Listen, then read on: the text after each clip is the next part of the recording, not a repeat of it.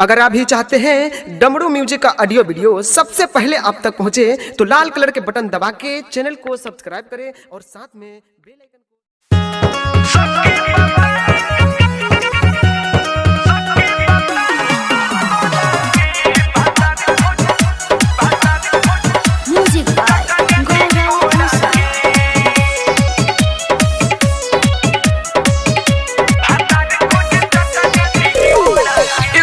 आदत न सुधरे लगत घर भर हमे छुदरे लगत घर भर हमे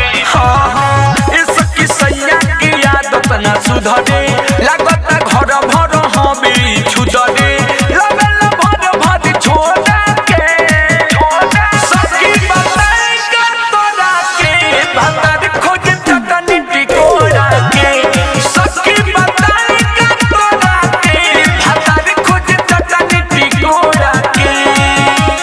डीजे विकास रीगा सीतामढ़ी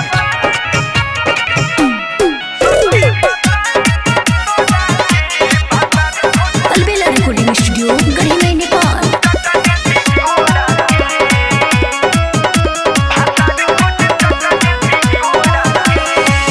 डूबते ही बेटा पियाबा कोते हूँ रतंग हो सारा सारा दिन सखी लड़ीला जंग हो का कहीं हो डूबते ही बेटा पियाबा कोते हूँ रतंग हो सारा सारा दिन सखी लड़ीला जंग हो मगला मचाऊ कोटा के मगला मचाऊ कोटा के सखी बताई कर तोरा के भतर खोज चटनी टिकोरा के सखी बताई कर तोरा के भतर खोज चटनी टिकोरा के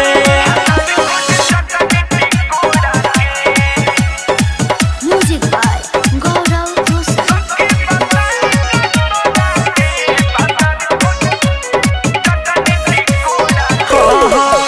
अलबिलाय शोक बतिया तो हसिका कहीं दोसर में हाथ कैसे एकदा पदही एकदा पदही रिजवन